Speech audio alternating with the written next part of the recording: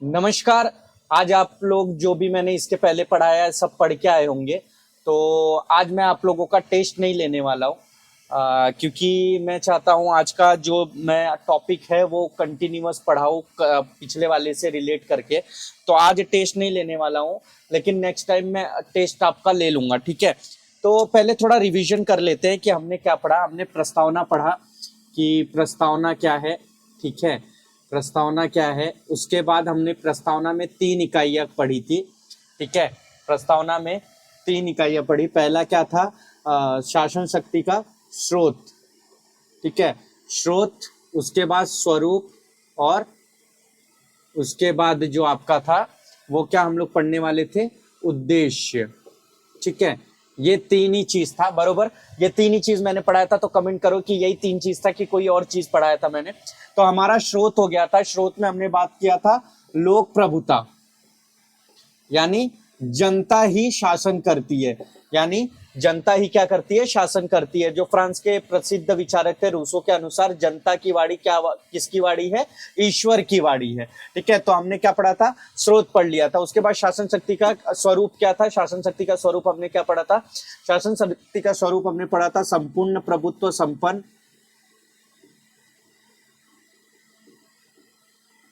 ठीक है।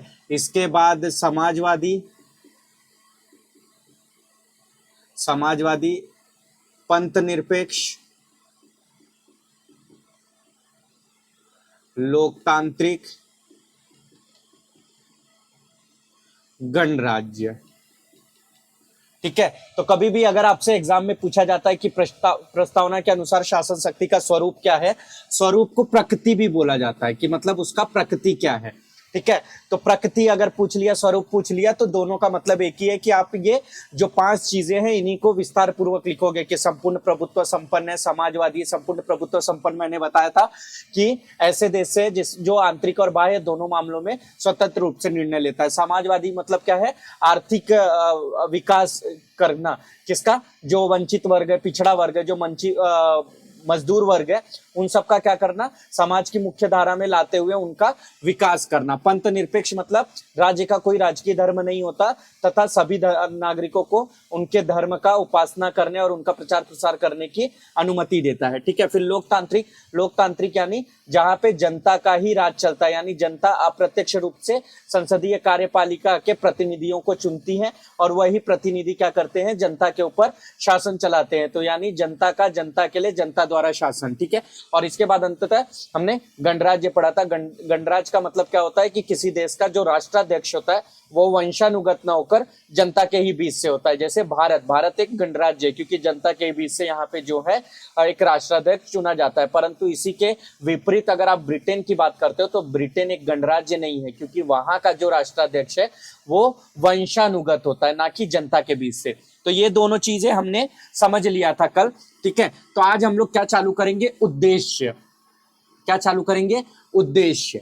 तो उद्देश्य तो मैंने लिखवा दिया था, तो फिर भी हम लोग उद्देश्य वापस से देख लेते हैं क्या था उद्देश्य, ठीक है।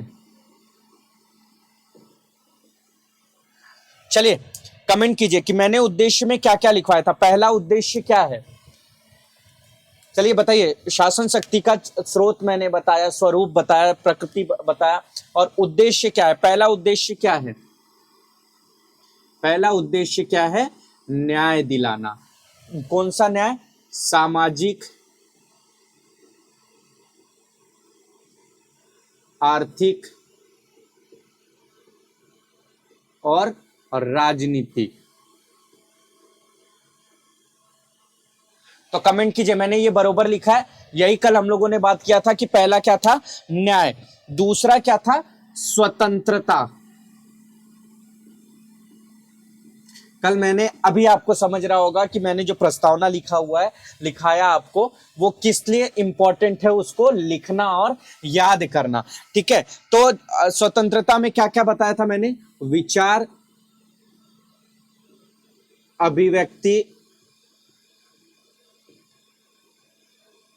देखिए ये सिर्फ आपको देखना नहीं है, साथ साथ में लिखते चलो तो आपका डबल रिवीजन होते चलेगा, ठीक है। विचार, अभिव्यक्ति, विश्वास, विश्वास, धर्म और उपासना। ठीक है। तीसरा है, तीसरा नोट करना, तीसरा मैंने क्या बताया था, समता। समता अर्थात समानता। ठीक है, समता बोलो समानता बोलो दोनों एक ही है, परंतु प्रस्तावना में क्या है, समता है। ठीक है, तो किस किस तरह का समता, प्रतिष्ठा और अवसर की। ठीक है, अवसर और प्रतिष्ठा की समानता। ठीक है, अवसर और प्रतिष्ठा की समानता। तो ये दोनों समझ में आ गया कि आपको क्या लिखना है। इसके बाद चौथा है, ठीक है, चौथा उद्देश्य है, चौथा उद्देश्य क्या है, चौथे उद्देश्य में इसमें तीन चीजें आती है। पहला क्या है, चौथे उद्देश्य में तीन चीजों को क्लियर करना है। व्यक्ति की गरिमा, ठीक है, व्यक्ति की गरिमा, उसके बाद एकता और अखंडता, एकता और अखंडता, और तीसरा है बंधुता, बंधुता।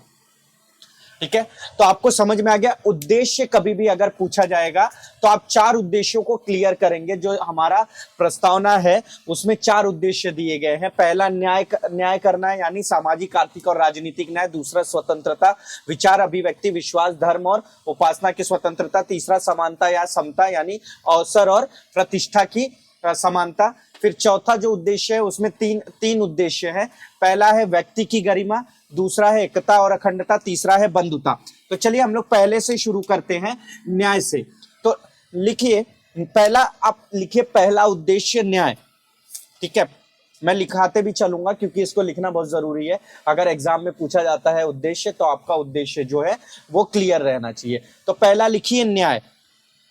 ठीक है, यहां न्याय का अर्थ है, यहां न्याय का अर्थ कानूनी न होकर वितरण न्याय से है। किससे है, वितरण न्याय। ठीक है, वितरण न्याय, वितरण न्याय से है।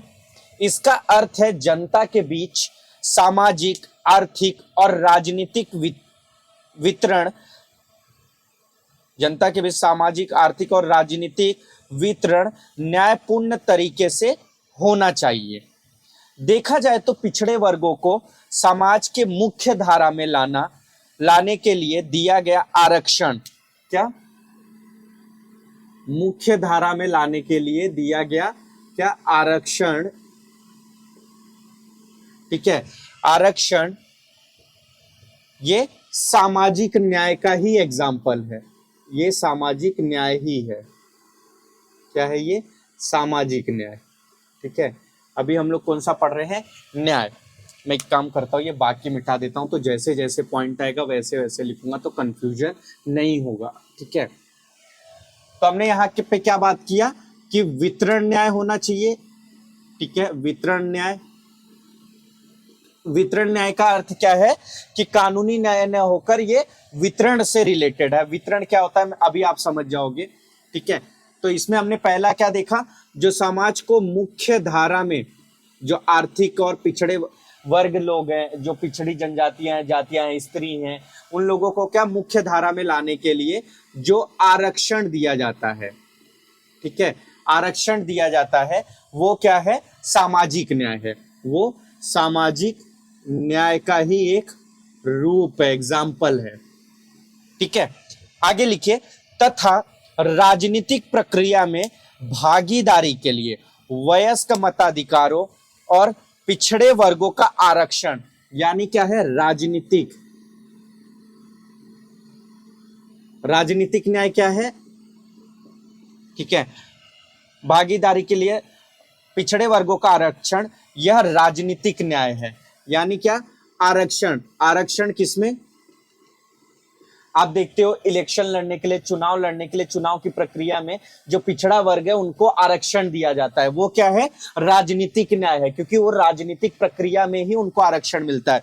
इसके साथ साथ जो वयस्क मताधिकार है,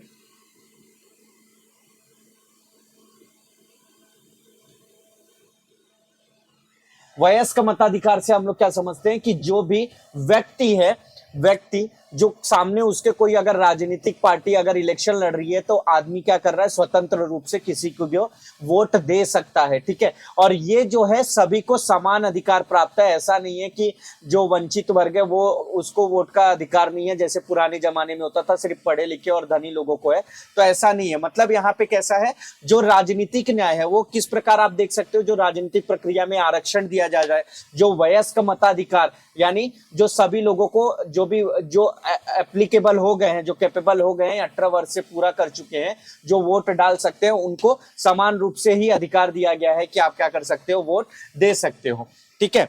तीसरा आगे लिखिए, और विभिन्न वर्गों की आय को सुधारने, मजदूरों और वंचितों की मजदूरी की सही मूल्यांकन करने तथा वर्तमान में चल रहे मनरेगा जैसे कार्यक्रम आर्थिक न्याय का ही उदाहरण है। तीसरा क्या, कौन सा न्याय दिलाना है? आर्थिक न्याय दिलाना है। आर्थिक मतलब क्या हो गया? जो मजदूर और मजदूरों को मजदूरी कैसा मिलना चाहिए? ऐसी मजदूरी मिलना चाहिए जिससे उस मजदूरी में उनका गरिमापूर्ण जीवन व्यतीत हो सके, ठीक है। दूसरा, विभिन्न आय के स्रोतों,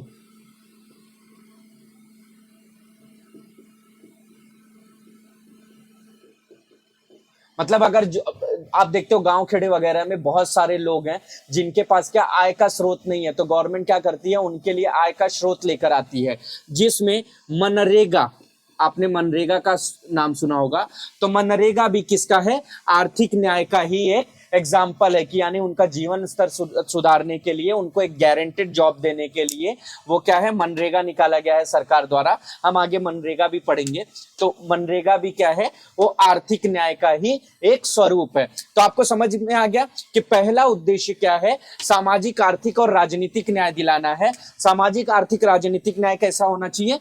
वितरण न्याय होना चाहिए, कानूनी न्याय नहीं कि संविधान के द्वारा आपको कानूनी न्याय दिलाना है। ये वितरण न्याय की बात होती है। वितरण मतलब डिस्ट्रीब्यूशन, जो हो रहा है, वितरित हो रहा है, उस न्याय की बात हो रही है। जैसे समाज में क्या हो रहा है कि सामाजिक जो चीजें, जो सामाजिक संसाधन है, उनका उपयोग समान रूप से किसके लिए होना चाहिए? जो वंचित वर्ग है तथा उच्च वर्ग है, सभी के लिए समान रूप से होना चाहिए। जो वंचित वर्ग है वो प्रॉपर तरीके से उस संसाधनों का उपयोग कर पाए तथा वो अपने विकास को और भी आगे बढ़ा पाए, तो उसके लिए समाज में क्या दिया गया है? उनको मुख्य धारा में लाने के लिए आरक्षण। तो समझ में आ गया, ये सामाजिक न्याय का ही स्वरूप है। इसके साथ राजनीतिक न्याय, जो भी राजनीतिक पार्टियां होती है, जो भी इलेक्शन कराते हैं, ठीक है, निर्वाचन आयोग, आपने देखा होगा बहुत सारी जगहों पे क्या होता है? आरक्षण होता है कि वहां पे बता दिया जाता है कि सिर्फ यहाँ से लड़की, मतलब औरतें ही, स्त्री ही सीट है, ठीक है। फिर कहीं पे आप देखोगे ओबीसी की सीट होती है। वो सब क्या है? आरक्षण ही आपका क्या है? राजनीतिक न्याय है कि जो भी पिछड़े वर्ग के लोग हैं, जो पिछड़ा तबका है, वो उस राजनीतिक में क्या कर सके? उस न्याय प्रणाली के जरिए वो भी इलेक्शन लड़ सके, ताकि तथा सबको सामाजिक के साथ साथ राजनीतिक न्याय के में आप क्या देख सकते हो? वयस्क मताधिकार भी मिलता है। वयस्क मताधिकार का मतलब है कि जो भी व्यक्ति मतलब 18 साल के ऊपर हो गए, उनको समान रूप से किसी भी पार्टी को वोट डालने की स्वतंत्रता सभी को है। यानी अगर आपने 18 साल कंप्लीट कर दिया और आपने निर्वाचन प्रक्रिया में आपका नाम लिखवा लिया, तो आप भी क्या कर सकते हो? वोट डाल सकते हो, भले आप किसी भी जाति भाषा के हो, ठीक है। इसके बाद आर्थिक न्याय, यानी जो मजदूर वर्ग है उसका इतना मजदूरी सुनिश्चित करना कि उससे कम उसका कोई ना दे, ताकि उसका जो गरिमापूर्ण जीवन है वो व्यतीत कर सके और अच्छे से जीवन बिता सके। क्योंकि सामाजिक न्याय का एक पहलू भी आर्थिक न्याय ही है, क्योंकि आर्थिक न्याय से आपने सामाजिक न्याय में कल ही पढ़ा था कि जो सामाजिक न्याय होता है उसी में ही मजदूरों का जीवन स्तर सुधारना, उनकी आर्थिक स्थिति को सुधारना ही क्या है? सामाजिक न्याय होता है, ठीक है। तो सामाजिक न्याय में ही ये आर्थिक न्याय होता है कि आर्थिक स्तर पर यानी जीवनी उनका सुधारना। समझ में आ गया? तो चलिए दूसरा लिखिए, दूसरा उद्देश्य। चलिए कमेंट करिए फटाफट। दूसरा उद्देश्य मैंने क्या लिखा है बताइए फटाफट। दूसरा उद्देश्य है स्वतंत्रता।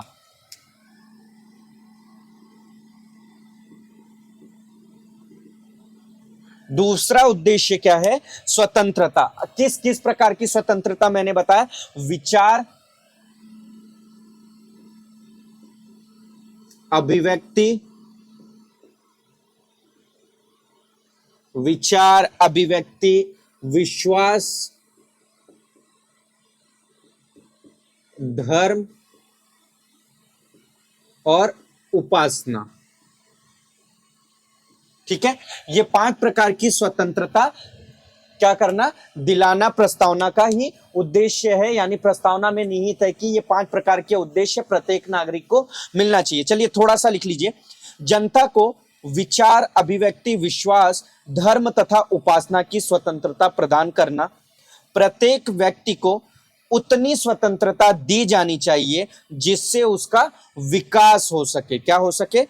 विकास हो सके। तथा ये स्वतंत्रताएं असीम नहीं होनी चाहिए। ठीक है, विकास हो सके और असीम नहीं है स्वतंत्रता। ठीक है, नहीं होनी चाहिए। किसी भी व्यक्ति को विचार, अभिव्यक्ति, विश्वास, धर्म, उपासना आदि की स्वतंत्रता होनी चाहिए, परंतु इसमें कुछ सीमाओं का भी प्रावधान दिया गया है। जैसे इन स्वतंत्रताओं को निम्नलिखित रूप में बाधित किया जा सकता है, या निम्नलिखित स्थिति में बाधित किया जा सकता है। जैसे लिखो, जैसे राज्य की सुरक्षा। ठीक है, मैं भी यहां लिखते चलता हूं ताकि आपको वो पॉइंट हाईलाइटेड रहे।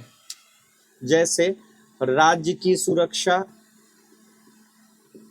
ठीक है, दूसरा लिखो लोक व्यवस्था। लोक व्यवस्था को ही क्या बोला जाता है? कानून व्यवस्था, लॉ ऑर्डर। ठीक है, शिष्टाचार।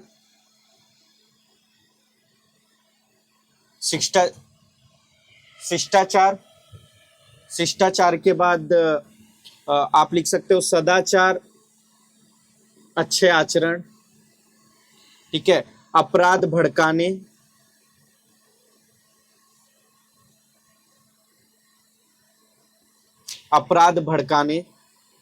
मानहानि, किसी व्यक्ति की मानहानि करने, तथा अदालत की अवमानना करने।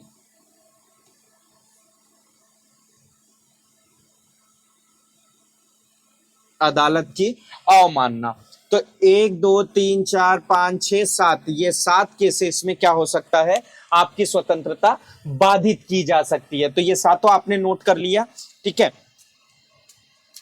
अदालत की अवमानना हेतु इस पर युक्ति युक्त निर्बंध लगाने के लिए सीमाएं दी गई है। ठीक है, तो विचार मतलब क्या होता है? कि चिंतन, मनन। ठीक है, यानी आपको स्वतंत्रता दिया गया है कि आप अपने मन में कुछ भी विचार कर सकते हो, कुछ भी सोच सकते हो। ठीक है, कि ये सरकार सही है कि नहीं है, इसको वोट देना चाहिए कि नहीं देना चाहिए। ये सारे आपको अधिकार दिए गए हैं कि आप अपने मन में, ये आंतरिक भावना है कि आप उस चीजों को क्या कर रहे हो? विचार कर रहे हो, सोच कर रहे हो, फिर उसको क्या कर रहे हो? अभिव्यक्त कर रहे हो। अभिव्यक्त मतलब प्रकट कर रहे हो कि मुझे इसको वोट देना चाहिए, नहीं देना चाहिए तो क्यों नहीं देना चाहिए, और अगर नहीं देना चाहिए, वो गलत है, तो आप उसका विरोध कर रहे हो। तो वो क्या है? बाहरी क्रिया है। ठीक है, तो विचार आंतरिक और ये अभिव्यक्ति बाह्य क्रिया। जब आप चिंतन मनन करते हो और उसको प्रकट करते हो तो ये क्या है? विचार अभिव्यक्ति है।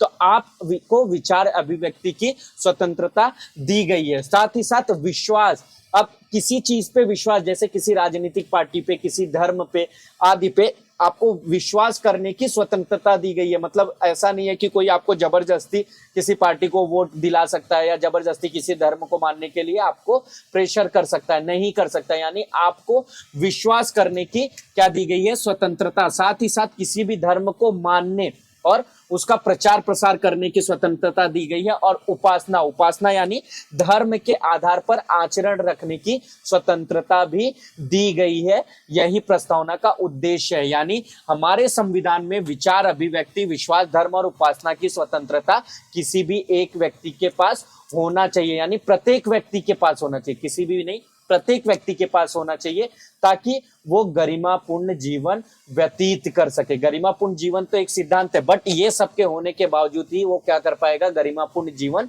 व्यतीत कर पाएगा। तो ये पांचों पॉइंट समझ में आ गया। विचार, अभिव्यक्ति, विश्वास, धर्म और उपासना। धर्म की उपासना और धर्म उपासना एक ही बात हो गई, दोनों को अलग अलग यहाँ आपकी प्रस्तावना में दिया गया है। क्योंकि धर्म से रिलेटेड अगर मुद्दा है तो यानी धर्म का प्रचार प्रसार, धर्म को मानने, ये सब की स्वतंत्रता, और उपासना धर्म के आधार पर आचरण करने की। जैसे हिंदू जो लोग हैं वो मंदिरों में जाके पूजा कर सकते हैं, शिवलिंग पे जल चढ़ा सकते हैं, फूल चढ़ा सकते हैं, पुष्प, दीपक, धूप आदि दे सकते हैं। उन पे कोई भी नहीं कमेंट कर सकता और मनाही कर सकता कि आप ये क्यों करते हो। जैसे मुस्लिम समुदाय जो हुआ वो 5 टाइम नमाज पढ़ता है, वो टोपी लगाते हैं, तो कोई भी उनको मना नहीं कर सकता, क्योंकि वो क्या है, वो उनकी उपासना की भी स्वतंत्रता है। जब आगे हम लोग मौलिक अधिकार पढ़ेंगे तो इन चीजों को और भी अच्छे से समझेंगे। तो दूसरा उद्देश्य समझ में आ गया तो कमेंट करो। दूसरा उद्देश्य समझ में आया क्या, कमेंट कीजिए। ठीक है, तो पहले हमने क्या पढ़ा, न्याय। पहला उद्देश्य क्या है, न्याय, यानी सामाजिक न्याय, आर्थिक न्याय और राजनीतिक न्याय। दूसरा पढ़ा स्वतंत्रता। न्याय में 3 प्रकार है, स्वतंत्रता में 5 प्रकार है। पहला कौन सा हमने पढ़ा, विचार, दूसरा अभिव्यक्ति, तीसरा विश्वास, चौथा धर्म और पांचवा उपासना। देखो इसको दिमाग में बैठा लो, बहुत इजी है, इतना टफ नहीं है। अगर आप चीजों को समझ जाओगे, अगर आपने प्रस्तावना को याद किया होगा तो ये चीजें आपको इजीली समझ में आ रही होंगी। ठीक है, चलिए तीसरा उद्देश्य लिखते हैं। तीसरा उद्देश्य क्या है, समानता,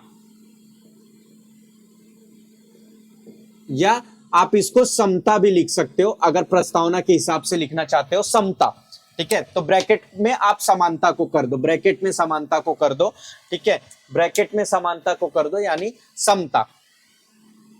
थोड़ा और जगह ले लेते हैं हम लोग ताकि थोड़ा और लिखने के लिए। तो क्या मैंने बोला, समता। तीसरा उद्देश्य क्या है, समता अर्थात समानता, इक्वालिटी। ठीक है, क्या, इक्वालिटी। चलिए तीसरा उद्देश्य लिख लीजिए, इसके बाद हम लोग बात करते हैं। ठीक है,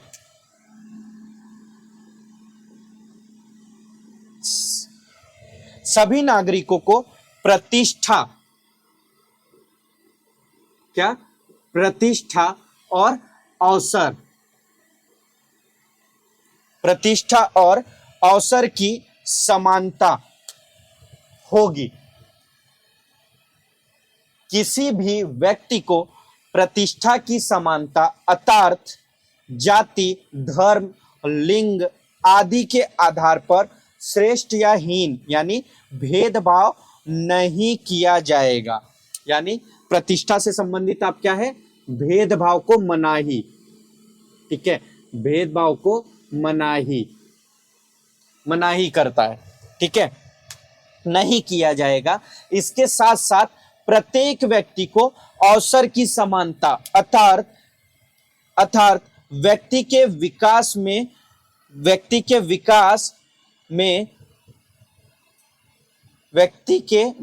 में उपयोगी सभी अवसरों, कौन से अवसर, जो विकास में उपयोगी हैं,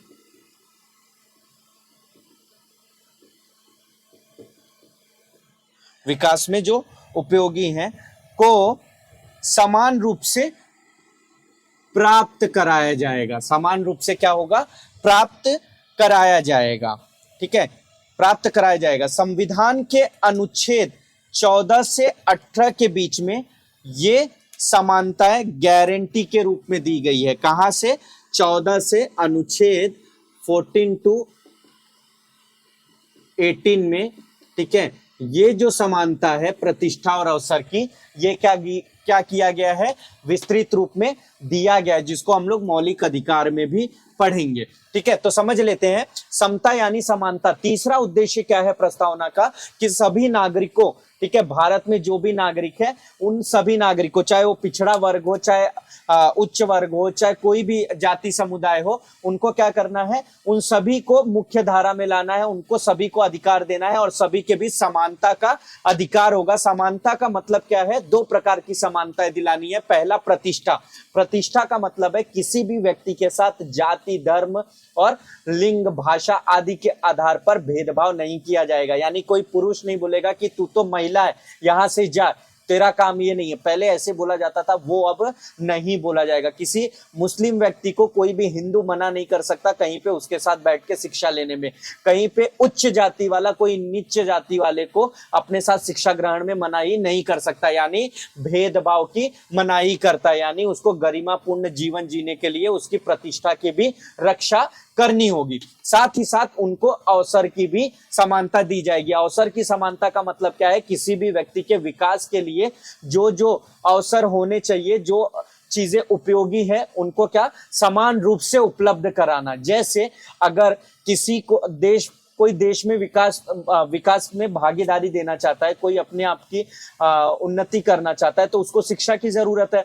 अब एक स्कूल, एक कॉलेज में शिक्षा दिया जाता है, परंतु उसके गांव में जो स्कूल है वहां पे उच्च वर्ग लोगों को पढ़ने दिया जा रहा है, परंतु निम्न वर्ग लोगों को नहीं पढ़ने दिया जा रहा है। तो वो क्या हो गई, असमानता हो गई। तो ऐसी असमानता नहीं चलेगी। क्यों? क्योंकि ये उसके विकास में बाधक है। जब वो शिक्षा ग्रहण करेगा, जब वो पढ़ाई करेगा, तभी वो अपने कर्तव्य को जानेगा और तभी वो आगे अपना विकास कर पाएगा। तो उसके विकास के लिए सरकार का काम क्या है, उसका जो भी उपयोगी अवसर है उसको उपलब्ध कराए। तो उस अवसर में क्या है, शिक्षा। तो उसको शिक्षा का अधिकार देके उसको स्कूल कॉलेज में पढ़ने दिया जाए। साथ ही जब वो शिक्षा ले लेगा तो वो अपने विकास को कर पाएगा और गरिमापूर्ण जीवन व्यतीत कर पाएगा। यानी दूसरा उद्देश्य क्या है, समानता, समता। ठीक है, ये 14 से 18 वाले जो अनुच्छेद है ये लिख लो यहीं पे, ताकि जब अगर आपको कभी अगर ये पूछा गया कि संविधान की प्रस्तावना में निहित समता से आप क्या समझते हैं, तो आप इतना लिख देना जो मैंने अभी लिखाया कि प्रतिष्ठा और अवसर की समानता का जो मैंने उल्लेख किया। साथ ही साथ ये अनुच्छेद को भी लिख देना। ठीक है, अनुच्छेद 14, ठीक है, 15, 16, 17, 18, ठीक है, ये भी लिख लो ताकि ये भी क्या रहे, आपको ध्यान में रहे। विधि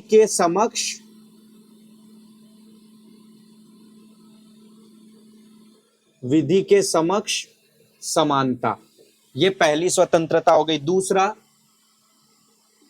धर्म, जाति, लिंग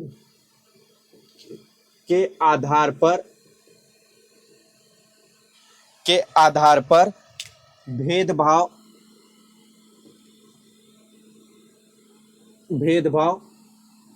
को मनाही।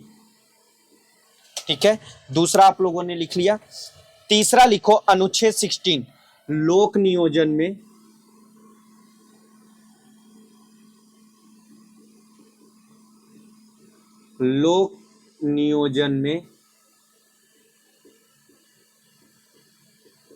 अवसर की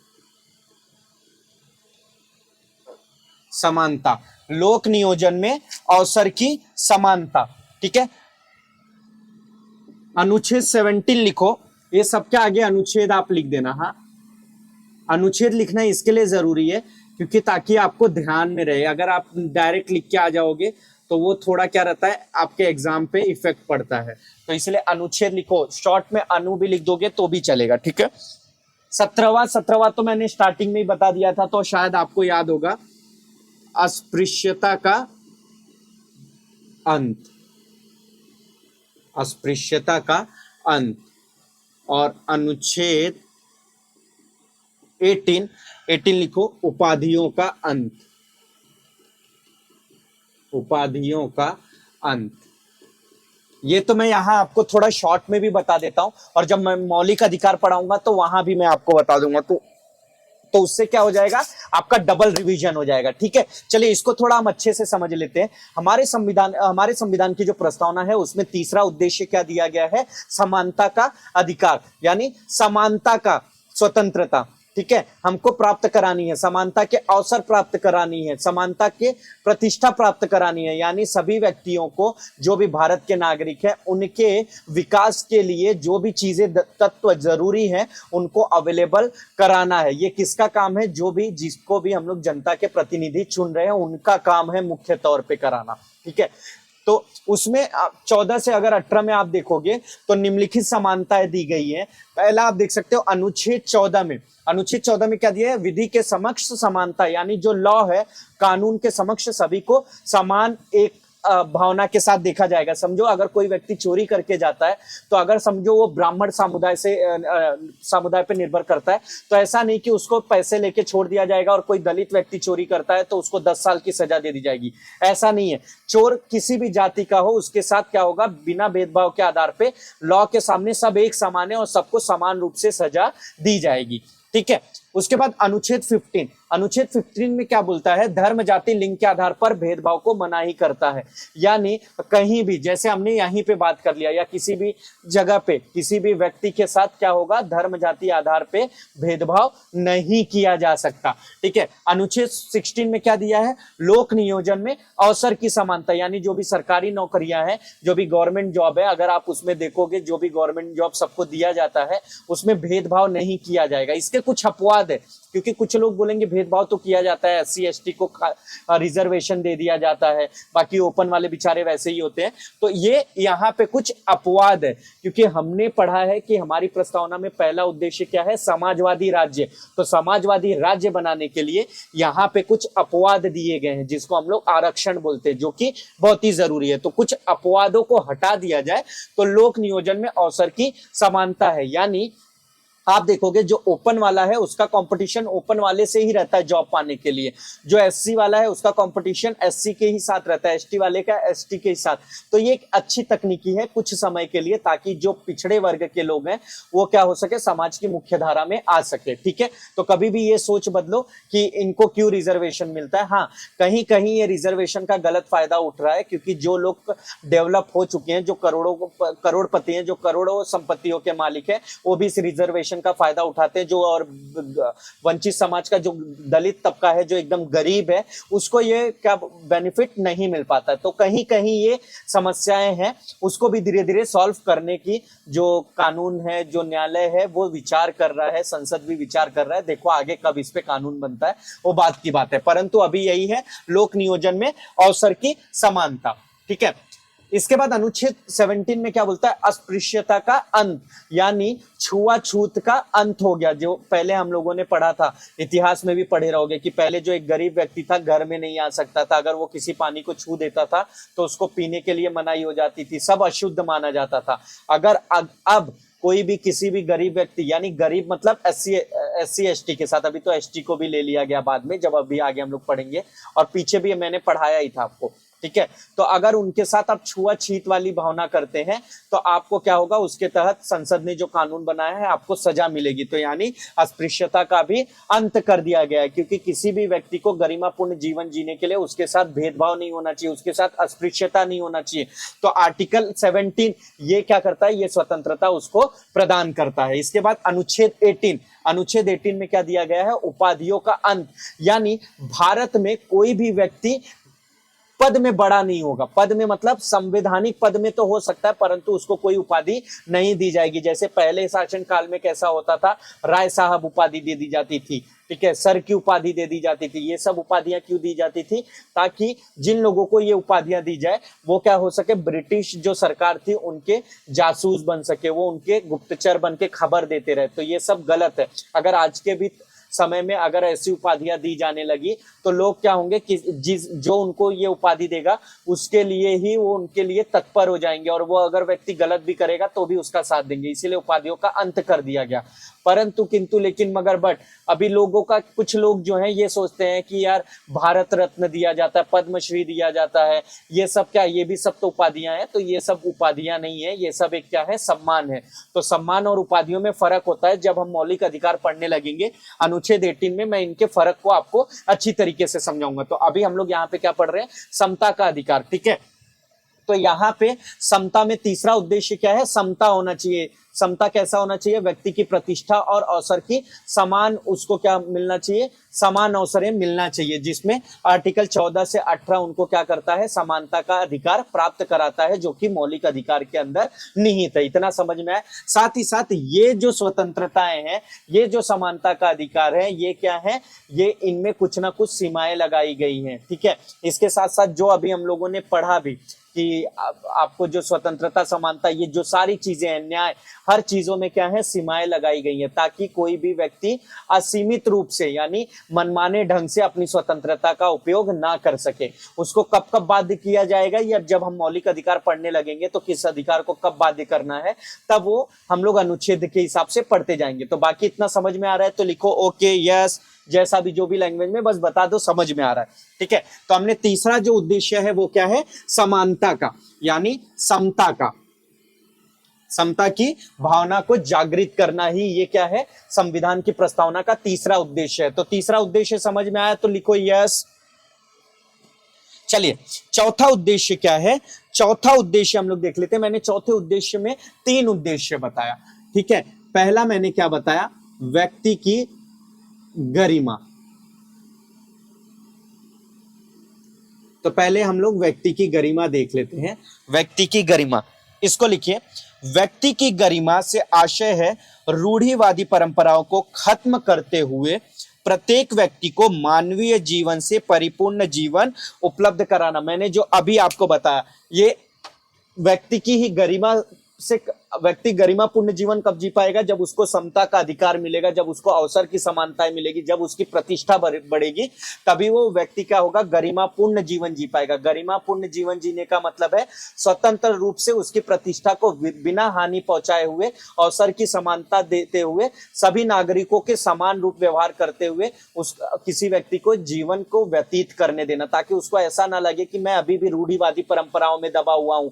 जैसे पहले की रूढ़िवादी परंपराएं थी कि ये दलित तबका वर्ग है, इनको शिक्षा का अधिकार नहीं है, इनको स्वतंत्रता नहीं है, तो अब उन रूढ़िवादी परंपराओं का अंत कर दिया गया है। साथ ही साथ हर व्यक्ति को क्या है, उसकी गरिमा के अनुसार जीवन जीने का उसको अधिकार है। यानी वो किसी भी धर्म की उपासना कर सकता है, किसी भी धर्म का प्रचार प्रसार कर सकता है, स्वतंत्र रूप से विचार और अभिव्यक्त कर सकता है। वो समग्र रूप में ही क्या कहलाता है, व्यक्ति की गरिमा। अगर उनमें से कोई भी चीजें ना अवेलेबल रहे तो व्यक्ति का गरिमा पूर्ण नहीं हो पाता, यानी वो गरिमापूर्ण जीवन नहीं जी पाता है। तो गरिमापूर्ण जीवन जीने के लिए आपको क्या है, सारी स्वतंत्रताएं उसको देनी पड़ेगी जो संविधान के अंत लिखित है। ठीक है, समझ में आया। ऐसा कोई किसी के साथ भी नहीं किया जा सकता कि XYZ व्यक्ति को 5 स्वतंत्रताएं दी जाएगी, XYZ व्यक्ति को 3 ही स्वतंत्रताएं दी जाएगी, XYZ व्यक्ति को 1 ही स्वतंत्रताएं दी जाएगी। ऐसा हमारे संविधान में नहीं है। सभी व्यक्तियों को समान स्वतंत्रताएं दी जाएगी। ठीक है, किसी विशेष परिस्थिति में, जैसे कोई किसी का मर्डर कर देता है या कोई मतलब संगीन जुर्म कर देता है, तो उस जुल्म के लिए उसको क्या हो जाएगी, जब सजाएं दी जाएगी तो उसकी मौलिक अधिकारों का हनन होगा। परंतु जो व्यक्ति स्वतंत्र रूप से, जो कोई भी बिना गुनाह किए एक सदाचार, शिष्टता पूर्वक जीवन व्यतीत कर रहा है, जो अभी हम लोग आगे पढ़ेंगे, तो उसको ये गरिमापूर्ण जीवन व्यतीत करने का अधिकार है। समझ में आया? इतना समझ में आया तो लिखिए यस। ठीक है, समझ में आया तो लिखिए यस। इसके बाद है दूसरा, एकता और अखंडता। एकता और अखंडता। ठीक है, एकता और अखंडता। चलिए लिखिए इसमें, एकता एक मनोवैज्ञानिक भावना है जिसका उद्देश्य क्या है, मनोवैज्ञानिक भावना है जिसका उद्देश्य नागरिकों के बीच एक होने की भावना विकसित करते हुए सभी नागरिकों को एकत्रित रखना है, तथा अखंडता एक भौगोलिक विचारधारा है। ये क्या है?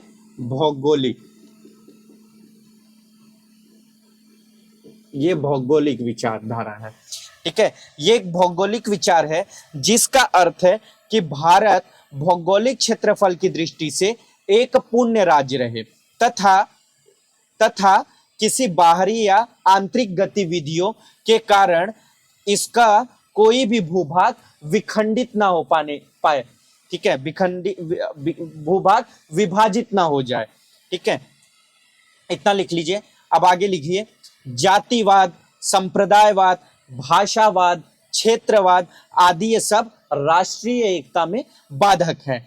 उसके नीचे युद्ध, बाहरी युद्ध, आंतरिक राज्य का अशांति, उपद्रव, ठीक है, उपद्रव, राज्य अलग करने की मांग आदि राज्य को अखंड बनाने में बाधक हैं।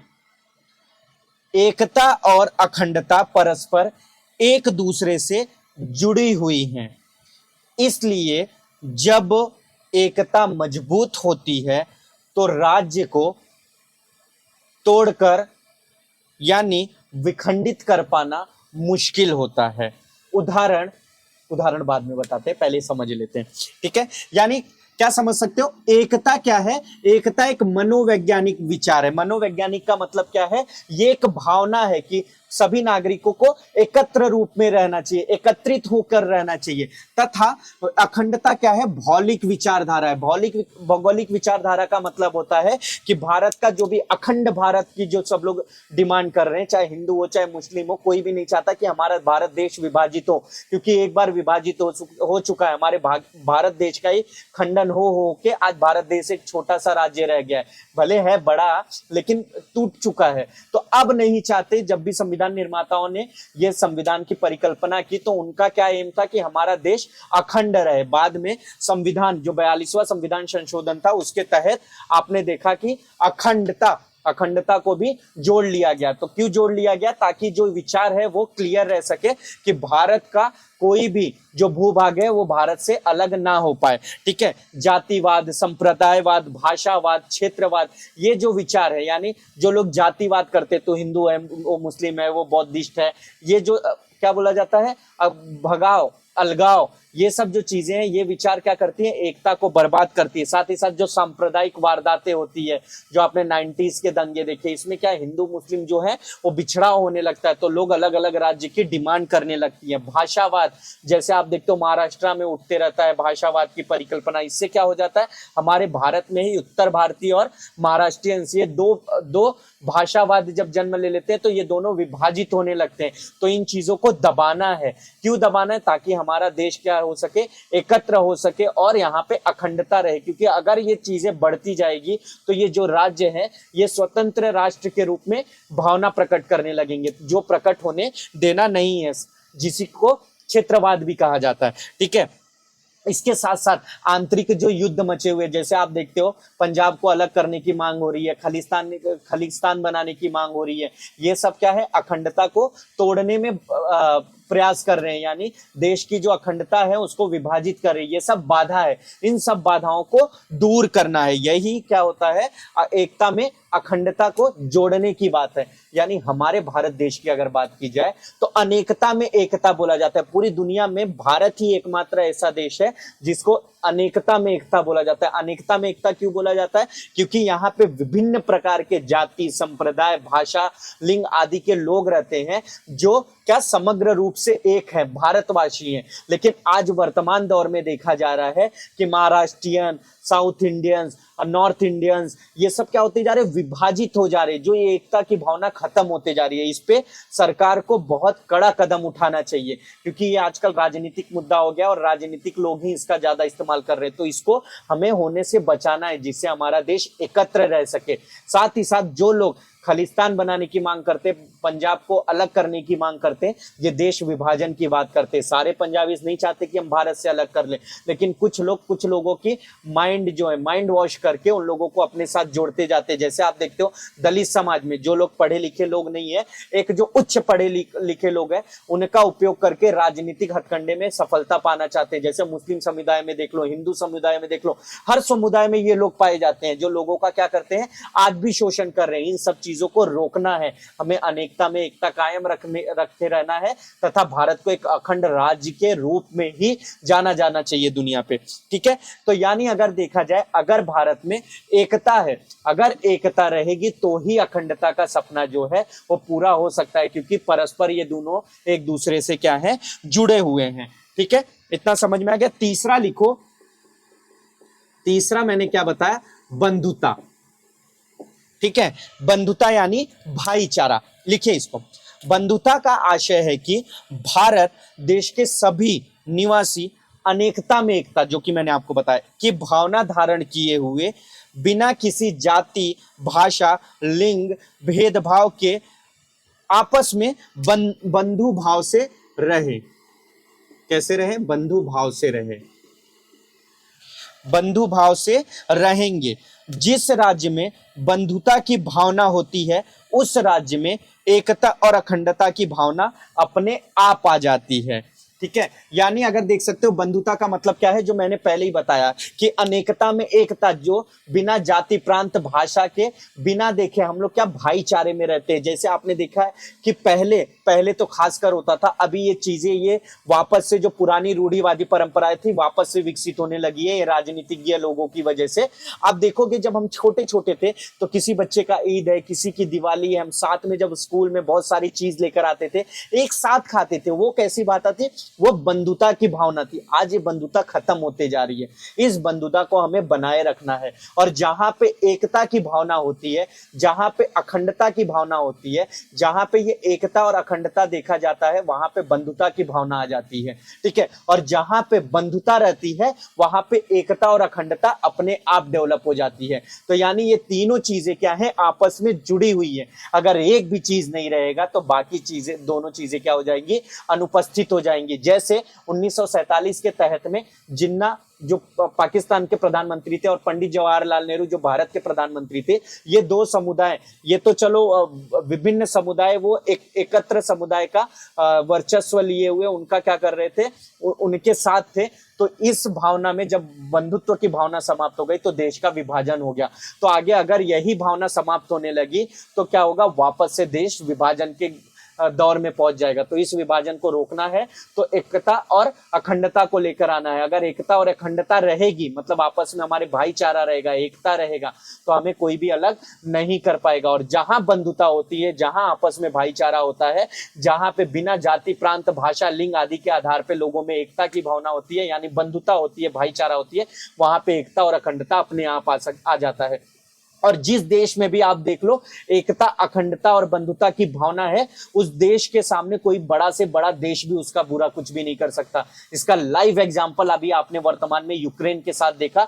यूक्रेन के जो देश में नागरिक हैं वो इतने सजग थे देश के लिए, उसमें इतनी एकता की भावना थी, अखंडता की भावना थी, बंधुता की भावना थी। जब रशिया ने यूक्रेन पे हमला किया तो सब लोगों ने बंदूक उठा लिया, बोले हम लोग अपने देश के लिए, अपने राज्य की रक्षा के लिए अपनी जान की आहुति दे देंगे। और रशिया जैसा देश, जब लोगों ने ये युद्ध की शुरुआत हुई तो लोगों ने सोचा कि यूक्रेन इतना मामूली सा देश कैसे रशिया के सामने टिक पाएगा। और यही मामूली देश आज देख रहे हो आप, 1.5 साल हो गए, रशिया कुछ नहीं कर पा रहा है और अभी भी टिका हुआ है। ये सिर्फ एक ही भावना की वजह है, वो है बंधुता और एकता। और भारत में जब तक ये बंधुता और एकता और अखंडता की भावना रहेगी तब तक भारत को चीन, अमेरिका, पाकिस्तान, अफगानिस्तान, कोई भी देश एकत्र भी हो जाए तब भी भारत का कुछ भी नहीं बिगाड़ सकता। क्योंकि भारत की सबसे बड़ी प्लस पॉइंट क्या है, भारत के पास सबसे अधिक जनता है। इस समय भारत पहले नंबर पे है। तो इतनी जनता है कि एक साथ अगर मिलके इनके ऊपर हमला कर दे तो कोई भी देश नहीं टिक सकता है। लेकिन ये तभी पॉसिबल है जब बंधुता रहेगी,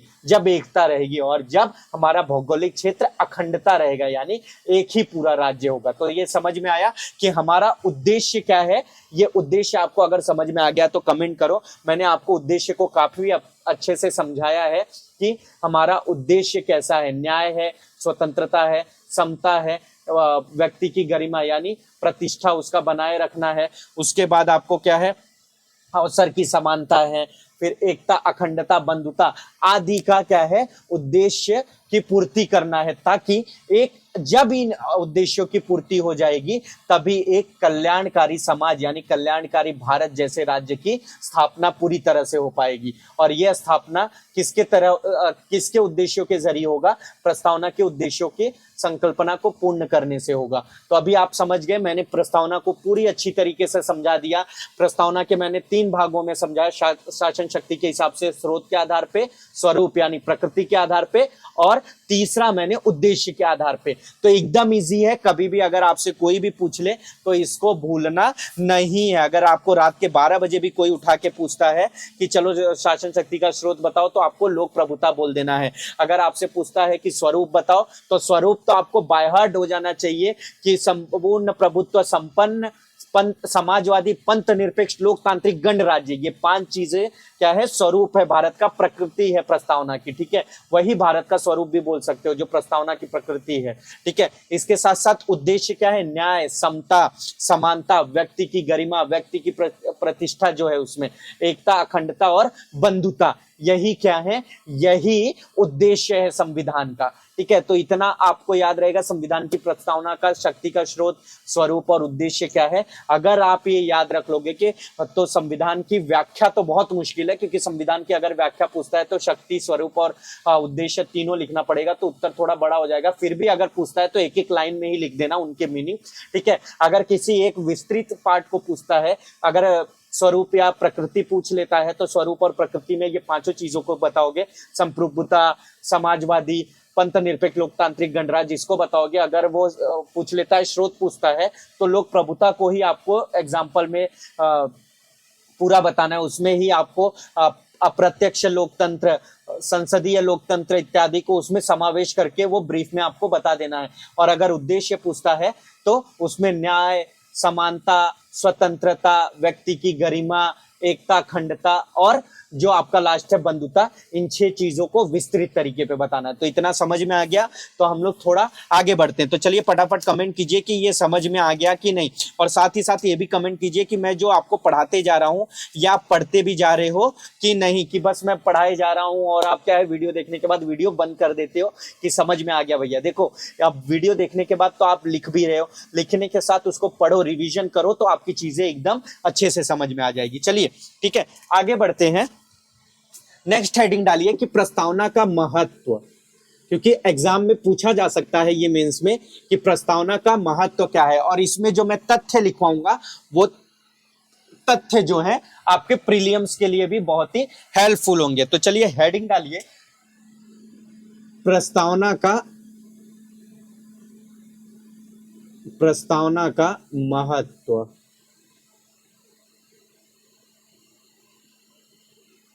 प्रस्तावना का महत्व, नेक्स्ट हेडिंग लिखिए, प्रस्तावना का महत्व। ठीक है, पहला महत्व लिखिए, संविधान के अर्थ निर्धारण के लिए उपयोगी। संविधान के अर्थ निर्धारण के लिए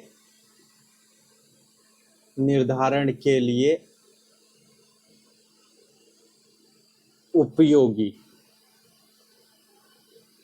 पहला आपने लिखा संविधान के अर्थ निर्धारण के लिए उपयोगी। ठीक है, थोड़ा लिख लीजिए इसमें चाहिए तो, जब कभी भी संविधान के किसी प्रावधान का अर्थ निर्धारित नहीं हो पाता तो संविधान की प्रस्तावना वहां अर्थ निर्धारित करने में मददगार है। ठीक है, ये एक एग्जाम्पल लिख लीजिए, वो एग्जाम्पल मैं अलग से भी लिखवा दूंगा, फिर भी आप लिख लीजिए, क्योंकि वो नाम के साथ मैं लिखवाऊंगा, यहाँ पे एक थोड़ा एग्जाम्पल सहित लिख लीजिए ताकि आपको समझ में आ जाए। ठीक है, तो वो 2 जगह पे हम महत्व में ही लिखेंगे। बेरूबाड़ी यूनियन मामले 1960 में, बेरूबाड़ी या बेरूबारी भी बोला जाता है, बाड़ी भी बोला जाता है, तो जो भी लिखना है आप लिख सकते हो। बेरूबाड़ी यूनियन मामला या यूनियन केस 1960, ठीक है, में सर्वोच्च न्यायालय ने यह स्पष्ट किया था कि प्रस्तावना का मुख्य महत्व संविधान का अर्थ निर्धारित करना है। जहां कहीं भी प्रावधानों का अर्थ न समझ में आए, वहां प्रस्तावना के मदद से उसका अर्थ समझा जा सकता है। अतः प्रस्तावना संविधान की कुंजी है। ठीक है, ये वर्ड हमेशा दिमाग में याद रखना, प्रस्तावना संविधान की कुंजी है। प्रस्तावना संविधान की कुंजी है। ये आपसे मेंस में क्वेश्चन पूछा जा सकता है या तो पीटी में भी पूछा जा सकता है कि ये किस केस के तहत कहा गया था। तो आप लिख सकते हो बेरूबाड़ी केस 1960 के तहत। ठीक है, तो यहां पहला देखते हैं संविधान के अर्थ निर्धारण के लिए उपयोगी है। तो पहला इसका महत्व क्या है कि संविधान में जिस भी प्रावधानों का जब कभी कभी न्यायालय में कोई सुनवाई होती है तो लोगों को जब वो प्रावधान समझ में नहीं आता है कि इस प्रावधान के तहत क्या सजा दी जाए या इस प्रावधान का अर्थ क्या है, जैसे अल्पसंख्यक, ठीक है, या पिछड़ा वर्ग या जनजाति या जाति में जो पिछड़ा वर्ग था, तो ये सबको अगर समझना रहे, ठीक है, तो स्वतंत्रता, इस चीज को समझना है, न्याय को समझना है, तो ये किसके जरिए समझा जाए। तो अगर जब भी किसी भी प्रावधानों का अगर मतलब नहीं समझ में आता है तो उसके अर्थ को समझने के लिए हमें किसका उपयोग करना चाहिए, प्रस्तावना, क्योंकि प्रस्तावना के ही उपयोग से प्रस्तावना का जो उद्देश्य है उससे समझ में आ जाता है कि उस प्रावधान का मीनिंग क्या होगा। बेरूबाड़ी केस 1960 में सर्वोच्च न्यायालय ने भी यह चीज क्या किया, क्लियर कर दिया। सर्वोच्च न्यायालय ने भी यह क्लियर कर दिया कि जो प्रस्तावना है वो प्रस्तावना कहाँ मदद करती है, किसी भी संविधान के प्रावधान को समझने के लिए। इसीलिए जब भी कोई प्रावधान समझ में ना आए तो क्या करना चाहिए, जो भी प्रस्तावना है उसके आधार पर उस प्रावधान को समझा जा सकता है। इसीलिए न्यायालय ने भी क्या कहा कि यह क्या है, संविधान की कुंजी है, यानी प्रस्तावना संविधान की कुंजी है। ठीक है, ये कुंजी क्यों कहा, अभी इसको हम लोग अलग से लिखते हैं तब समझेंगे, इसी को ज्यादा मैं लंबा नहीं करता हूं। तो दूसरा लिखिए ऐतिहासिक स्रोत के रूप में उपयोगी। ऐतिहासिक स्रोत के रूप में उपयोगी। ऐतिहासिक स्रोत के रूप में, ऐतिहासिक स्रोत के रूप में उपयोगी। थोड़ा इसमें लिख लीजिए, संविधान की प्रस्तावना ये जानने में मददगार है कि संविधान कब स्वीकार किया गया था तथा इसका उद्देश्य क्या था।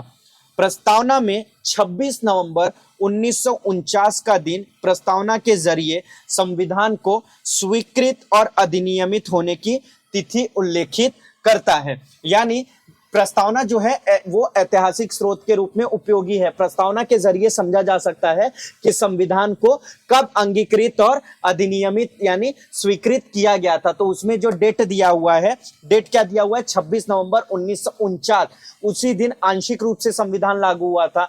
तो यही प्रस्तावना में भी उल्लेखित है कि इसी दिन क्या किया गया था, अधिनियमित और स्वीकृत किया गया था। इतना समझ में आया, यानी ये ऐतिहासिक स्रोत के रूप में भी प्रस्तावना उपयोगी है। जब भी समझा जाए कि संविधान को कब अधिनियमित और स्वीकृत किया गया था तो प्रस्तावना में उस तिथि का उल्लेख किया गया है, उससे समझा जा सकता है। तो यानी उसी दिन आंशिक रूप से भी संविधान लागू हुआ था, जिस दिन 4 व्यवस्थाएं लागू की गई थी। वो चारों व्यवस्थाएं मैंने बताया था, अब रिपीट नहीं करूंगा क्योंकि मैं बार बार रिपीट कर चुका हूं। अगर आप लोगों को याद नहीं है तो आप ये समझ लो कि आप बहुत कमजोर पढ़ाई कर रहे हो। अगर आप लोगों को वो चीजें याद है तो कमेंट करो, ठीक है। अगर आप लोगों ने ये 4 व्यवस्थाएं कमेंट कर दी, चलिए मैं 2 बता देता हूं आपको, एकदम इजी वाले, नागरिकता, निर्वाचन, ठीक है। अगर ये आपने बता दिया, चलो तीसरा भी बता देता हूं, ठीक है। एक ही आपके लिए छोड़ता हूं, जो अस्थिर प्रावधान थे, अस्थायी प्रावधान के रूप में कुछ प्रावधानों को लागू किया गया। अब चौथा बचा है, चलिए जाने दीजिए, चौथा भी बता देता हूं। क्या रखूं आपको, तो अंतरिम संसद, ठीक है। तो ये चारों व्यवस्थाएं इसी दिन लागू हुई थी, ठीक है। चलिए आगे देखते हैं, तीसरा उद्देश्य लिखिए। तीसरा उद्देश्य क्या है, केएम मुंशी के अनुसार प्रस्तावना भारत की राजनीतिक जन्मपत्री है। प्रस्तावना क्या है, भारत की राजनीतिक जन्मपत्री है, ठीक है।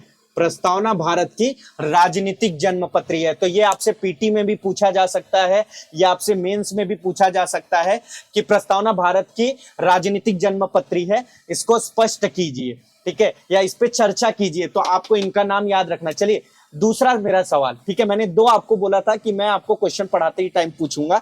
तो पहला तो मैंने पूछ लिया कि 4 व्यवस्थाएं कौन सी थी। अब दूसरा मेरा क्वेश्चन है कि के.एम. मुंशी कौन थे? चलिए फटाफट कमेंट कीजिए। मैं देखो आप लोगों को याद है कि नहीं, मैंने इसको बहुत अच्छे से बताया था कि के.एम. मुंशी जी कौन थे। अगर आपने इसका कमेंट कर दिया तो मैं ये समझ जाऊंगा कि मैं जो भी चीजें पढ़ा रहा हूं आपको वो समझ में आ रही है, आप रिवीजन भी कर रहे हो, आप लिख भी रहे हो, नोट भी कर रहे हो। तो चलिए बताइए के.एम. मुंशी कौन थे? अगर आप के.एम. मुंशी बता लोगे तो मैं आपको मान जाऊंगा। चलिए बताइए फटाफट कमेंट कीजिए।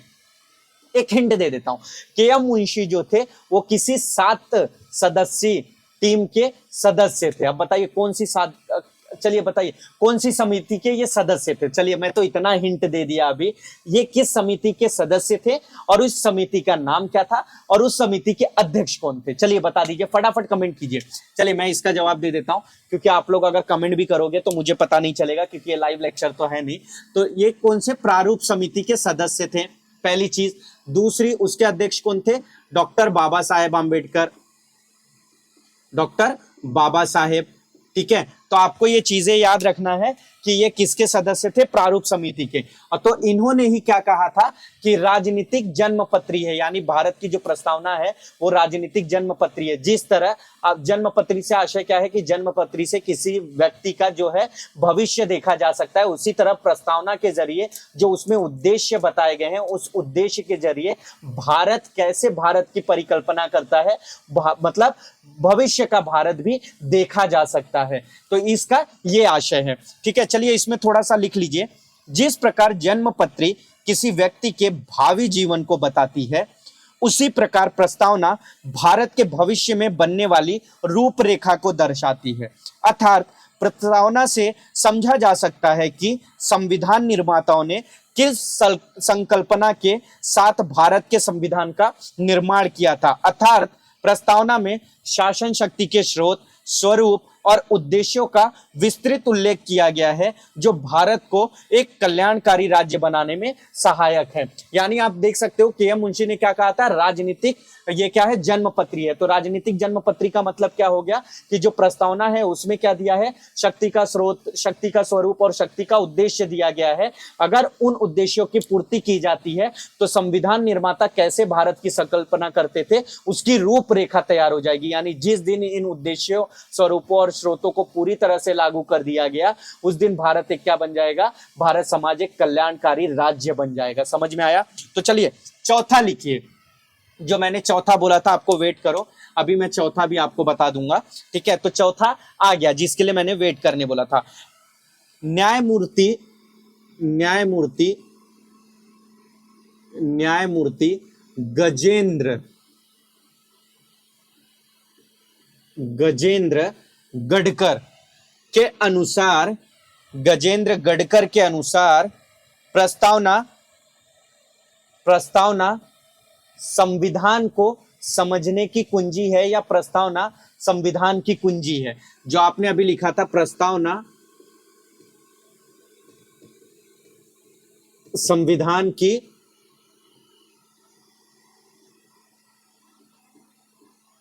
कुंजी है। चलिए मेरा अगला सवाल देखता हूं। अभी मैंने 2 मिनट पहले बताया कि प्रस्तावना संविधान की कुंजी है।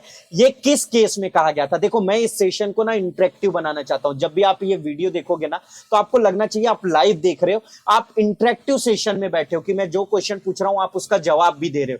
अगर आप सिर्फ वीडियो देख रहे हो, नोट कर रहे हो, बोरिंग माहौल जैसा बैठे हो, भाई मैं तो बोलूंगा यूपीएससी की तैयारी मत करो, ये आपके बस की बात नहीं है। अगर आप यूपीएससी की तैयारी कर रहे हो, भले आप ये वीडियो ऑनलाइन देख रहे हो, भले ये रिकॉर्डेड वीडियो है, बट इंटरेक्टिव बनाओ इसको। आप इसको थोड़ा अपने लिए इंटरेस्टिंग बनाओ, आप अपने अंदर से भावना को जगाओ कि आप इसको दिल से पढ़ रहे हो। तो चलिए बताइए, न्यायमूर्ति गजेंद्र गडकर ने जो ये बात कहा कि प्रस्तावना संविधान को समझने के लिए क्या है? एक कुंजी है, तो ये किस केस में कहा था? अभी मैंने 2 मिनट पहले बताया था, फटाफट कमेंट कीजिए। तो ये किस में कहा गया था? बेरूबाड़ी केस 1960। ठीक है, देखिए क्या होता है ना, जब ये सब केस का आप अपने एग्जाम में, मेंस में उल्लेख करोगे ना, तो आपका प्लस पॉइंट ये हो जाएगा कि आपका आधा मार्क्स ऐसे ही बढ़ जाएगा, क्योंकि एग्जामिनर को समझ में आ जाएगा कि बच्चे ने पढ़ा है तभी ये सब तथ्य वो लिख पा रहा है। अगर इन सब तथ्यों का आप उल्लेख करोगे तो आपका पेपर बहुत अच्छा जाएगा। चलिए इसमें थोड़ा लिख लीजिए, तब मैं समझाता हूं। वैसे मैंने समझा तो पहले ही दिया था, लेकिन फिर भी लिख लीजिए। बेरूबाड़ी केस 1960 में न्यायमूर्ति गजेंद्र गडकर ने कहा, संविधान की प्रस्तावना संविधान निर्माताओं के दिमाग को खोलने की कुंजी है। इससे संविधान में शामिल विभिन्न प्रावधानों का अर्थ स्पष्ट किया जा सकता है। साथ ही उन्होंने यह भी कहा कि यह संविधान का ही अंग नहीं बल्कि साथ लिखे, मैंने गलत आपको लिखा दिया। साथ ही उन्होंने यह भी कहा कि यह संविधान का ना ही अंग है और ना ही यह सरकार को शक्ति प्रदान करता है। ठीक है, बहुत लोग सोचेंगे कि मैं कहाँ से पढ़ के लिखा रहा हूँ, क्या लिखा रहा हूँ। तो मैंने आपको बताया कि मैं आपको पढ़ाने से पहले, ठीक है, ये देख रहे हो आप, मैं आपको पढ़ाने से पहले, समझाने से पहले उन चीजों को आपकी लैंग्वेज में मैं उतारता हूं। ठीक है, जो मेरे पास नॉलेज है, जो मेरे पहले से बनाए हुए नोट लिखे हुए हैं, मुझे क्या क्या चीजें आपको बतानी चाहिए, मैं गूगल से कंटेंट, बाकी जो चीजें अभी चेंज हो चुकी हैं, वर्तमान कंटेंट, ऐसा नहीं है मैंने किसी बुक को उठा लिया उसमें से मैं पढ़ पढ़ के समझा रहा हूं, नहीं, मैं अपने नोट्स के हिसाब से, क्योंकि देखिए हर जो टीचर है वो अपने ही नोट्स के हिसाब से पढ़ाता है। कुछ टीचर होता है कोई एक बुक को ही ले लेता है, और कोई टीचर होता है जो हर जगह के रिसोर्सेज को जमा करके पढ़ाता है आपको। तो मैं क्या कर रहा हूं, हर जगह के रिसोर्सेज को जमा करके एक जगह एकत्रित करके आपको दे रहा हूं, और ये आपके ऊपर है कि आप उसका उपयोग क्या करते हो। आपको डायरेक्ट लक्ष्मीकांत पढ़ना है, आप डायरेक्ट पढ़ सकते हो, लेकिन उसमें आपको उतना आपको समझ में नहीं आएगा, क्योंकि अब जब आपकी बेसिक चीजें क्लियर रहेगी तब आप लक्ष्मीकांत पढ़ोगे, दृष्टि IAS की बुक पढ़ोगे, इजीली समझ में आ जाएगा। उसके पहले आपका क्या है, बेसिक क्लियर होना चाहिए।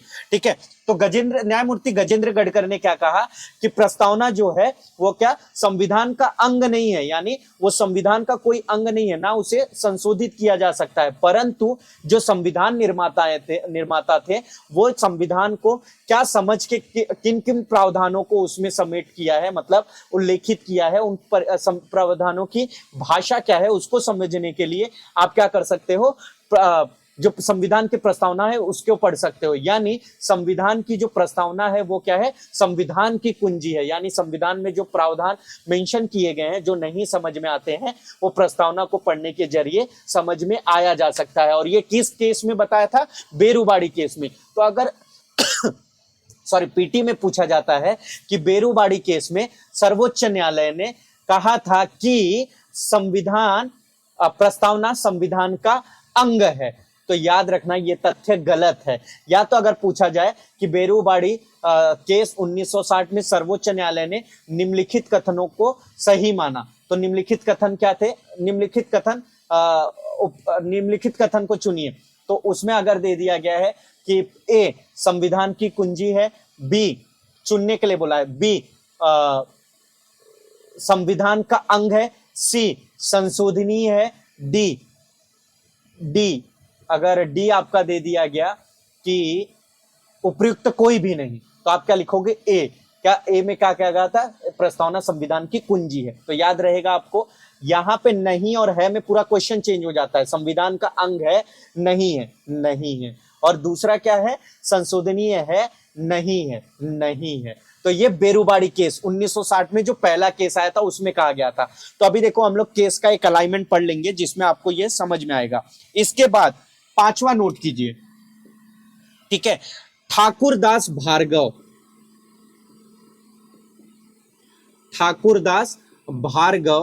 के अनुसार संविधान की प्रस्तावना संविधान की आत्मा है।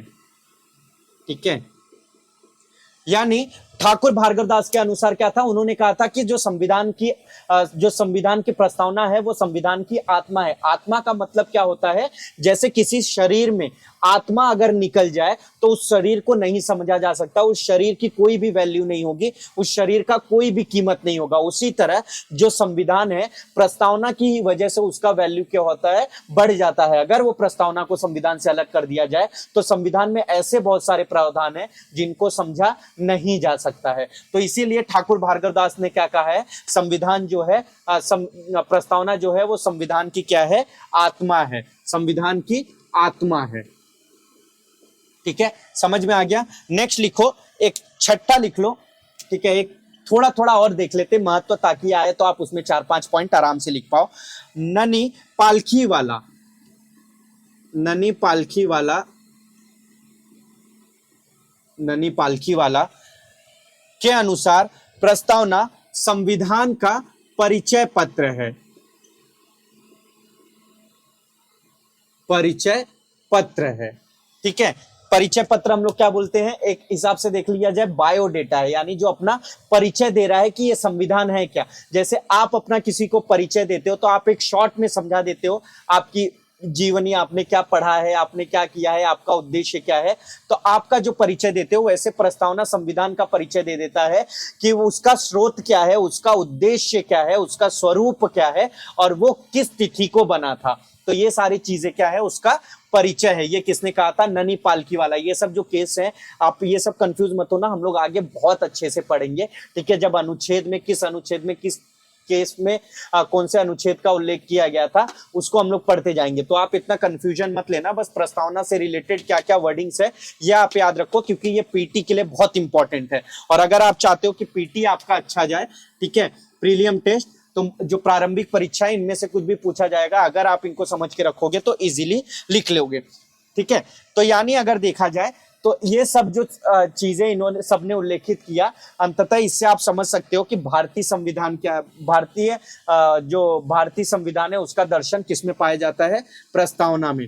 यानी प्रस्तावना में ही भारतीय संविधान का दर्शन पाया जाता है। अगर कभी भी आपसे प्रस्तावना का महत्व पूछ लिया तो आप इन सभी पॉइंट्स को क्या कर सकते हो, लिख सकते हो। तो आप लोगों को इतना समझ में आया कि अगर पूछा जाए प्रस्तावना का महत्व क्या है तो इजीली आप लोग लिख लोगे कि क्या है। कमेंट कीजिए। देखो मैं थोड़ा चाहता हूं कि यार आप लोग भी इंटरेस्टिंग बनाओ, ठीक है। अगर आपको लगता है कि हाँ ये इंटरेस्टिंग नहीं है लेक्चर, तो आप कमेंट कर दो, डिसलाइक कर दो, बोल दो सर आप अच्छा नहीं पढ़ाते हो, भाई आप अच्छा नहीं पढ़ाते हो, आपका जो तथ्य है वो फालतू है, आप अच्छे से नहीं समझा पा रहे हो, तो कृपया करके वीडियो बनाना बंद करो। ऐसा कमेंट कर दो, डिसलाइक कर दो, ताकि मैं भी क्या, मैं डीमोटिवेट तो नहीं होऊंगा, क्योंकि अगर एक आखिरी बंदा भी अगर उसको ये वीडियो जब तक अच्छा लगता रहेगा, एक लाइक भी आते रहेंगे, तब तक मैं वीडियो बनाते रहूंगा। जिस दिन 100% डिसलाइक आ गया और 100% कमेंट ऐसा रहा कि आपका वीडियो सही नहीं है, आपके तथ्य सही नहीं है, आपका समझाया हुआ नहीं समझ में आ रहा है, उस दिन से मैं वीडियो बनाना बंद कर दूंगा, उस दिन से मैं पढ़ाना छोड़ दूंगा। लेकिन किंतु मगर बट जब तक लोग अगर ये बोलते रहेंगे कि आपका समझाया हुआ मुझे समझ में आ रहा है, आपका वीडियो कंटेंट अच्छा है, आपका क्वालिटी अच्छा है, अगर आखिरी बंदा जब तक रहेगा तब तक मैं ये पढ़ाऊंगा। तो अभी जो लोग भी ये वीडियो देख रहे हो वो लोग कमेंट करो कि ये जो चीजें मैंने समझाया वो समझ में आया है कि नहीं समझ में आया। चलिए ठीक है, अभी ये हम लोगों ने महत्व देख लिया, ठीक है। इसके बाद अभी 2 टॉपिक और है वो देख लेते हैं, ठीक है। तो अभी लिखिए प्रस्तावना की आलोचना, ठीक है, क्योंकि मुख्य परीक्षा में पूछा जाता है कि प्रस्तावना की आलोचना करें, ठीक है। प्रस्तावना की आलोचना, प्रस्तावना की आलोचना, ठीक है। तो चलिए लिखिए, मैं इसको लिखवाऊंगा और थोड़ा थोड़ा समझाते चलूंगा। आलोचकों के अनुसार प्रस्तावना अप्रवर्तनीय है। प्रस्तावना क्या है, आलोचकों के अनुसार अप्रवर्तनीय है, ठीक है। बहुत लोग ऐसा भी लिखते हैं अप्रवर्तनीय, ठीक है, बहुत जगह ऐसा भी लिखा मिलेगा, परंतु मैं तो यही लिखता हूं, ठीक है। तो अभी आप लोगों को जैसा भी लिखना है लिख सकते हो। अप्रवर्तनीय मतलब नॉन एनफोर्सेबल है, नॉन एनफोर्सिएबल है, अर्थात प्रस्तावना केवल एक निर्देश के रूप में है और इसे लागू करने के लिए सरकार को बाध्य नहीं किया जा सकता। इसीलिए प्रस्तावना की तुलना दंतविहीन व्याघ्र, दंतविहीन व्याघ्र, ठीक है, दंतविहीन व्याघ्र, व्याघ्र बोलो या व्याघ्र बोलो, व्याघ्र यानी टीथलेस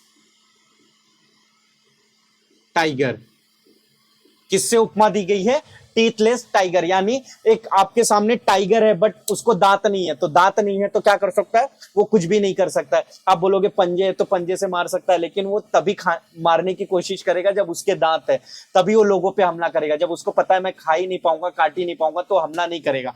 तो प्रस्तावना की भी आलोचकों ने तुलना किससे की है कि प्रस्तावना जो है वो एनफोर्सेबल है, अप्रवर्तनीय है, यानी प्रस्तावना को आप सरकार को बाध्य रूप से लागू करने के लिए आप बाध्य नहीं कर सकते, यानी उसके ऊपर केस नहीं कर सकते कि सरकार ये प्रस्तावना को लागू नहीं कर रही है, ये अपरिवर्तनीय है।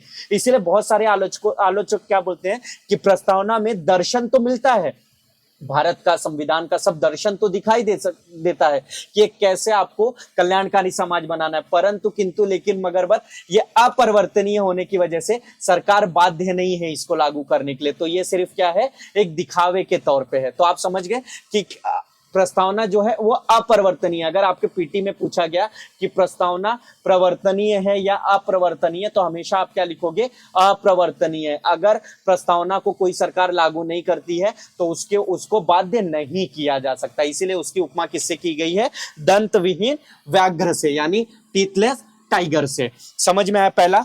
दूसरा लिखिए, दूसरा, आलोचकों के अनुसार प्रस्तावना में वर्णित पंथ निरपेक्ष समाजवादी शब्दों का अर्थ स्पष्ट नहीं है, अर्थात प्रस्तावना में अस्पष्टता पाई जाती है। यानी दूसरे आलोचक क्या कहते हैं, प्रस्तावना में अस्पष्टता है। ठीक है, अस्पष्टता क्यों है, क्योंकि मैंने आपको बताया था मार्क्सवादी विचारधारा के हिसाब से समाजवाद क्या होता है। यहाँ पे समाजवादी की उल्लेखना की कर दी गई है। तो समाजवादी का उल्लेखना का मतलब लोग समझ नहीं पाते विचारक की चाहती क्या है। भारत जो संविधान है उसकी प्रस्तावना क्या प्रस्तुत करना चाहती है, क्योंकि अगर आप लोकतांत्रिक समाजवाद की स्थापना करना चाहते हो तो आपको पूंजीवाद को बढ़ावा नहीं देना होगा।